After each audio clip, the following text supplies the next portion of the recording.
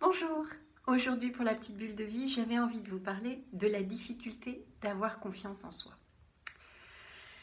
Pourquoi c'est si difficile? Parce que culturellement, c'est pas quelque chose qu'on nous a appris, en tout cas dans notre société occidentale.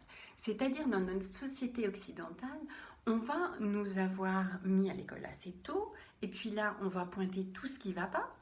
De même, après, on est dans la compétition, il faut être le meilleur, il faut avoir les meilleures notes, il faut être le plus performant en sport, c'est-à-dire qu'il y a toujours cette comparaison et cette compétition, et à aucun moment on vous aide à trouver la confiance en vous. Pourquoi? Parce que c'est beaucoup plus manipulable une masse qui n'a pas confiance en elle et qui va s'en remettre soit à une certaine époque à la religion, soit en fait maintenant à tout ce qui peut être réseaux sociaux ou tout ce qui peut être en fait une autre manière de nous diriger, mais à aucun moment on vous donne la possibilité déjà de regarder ce qui va et puis de vous mettre petit à petit dans un fonctionnement où vous allez eh bien, avoir confiance en vous, vous appuyer sur vos ressources, être conscient que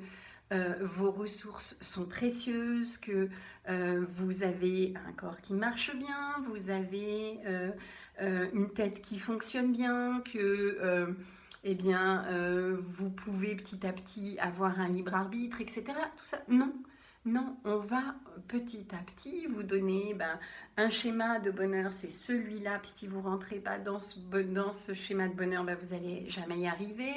Et puis, il n'y a pas cette capacité d'ouverture de l'esprit. Donc, il faut aller la chercher à l'intérieur de soi. Parce que c'est vraiment la clé du bonheur, parce que c'est la clé de l'autonomie affective, l'autonomie de pensée et aussi, en fait, cette capacité à créer votre bonheur. Donc, regardez un petit peu à l'intérieur de vous plutôt qu'à l'extérieur et de voir ce que vous avez plutôt que ce que vous n'avez pas. N'attendez pas d'avoir mal quelque part pour vous dire tiens, j'avais un corps qui fonctionnait bien. N'attendez pas de perdre quelqu'un pour dire c'était bien. Non, c'est maintenant. Regardez ce qui va, regardez ce qui est et regardez surtout qu'est-ce qui fabrique votre bonheur. C'est là que ça se passe. Donc, je vous invite à cultiver ce bonheur interne en regardant ce qui va et ce qui est. Voilà, vous pouvez toujours me retrouver sur YouTube, Instagram et Facebook. Bye bye!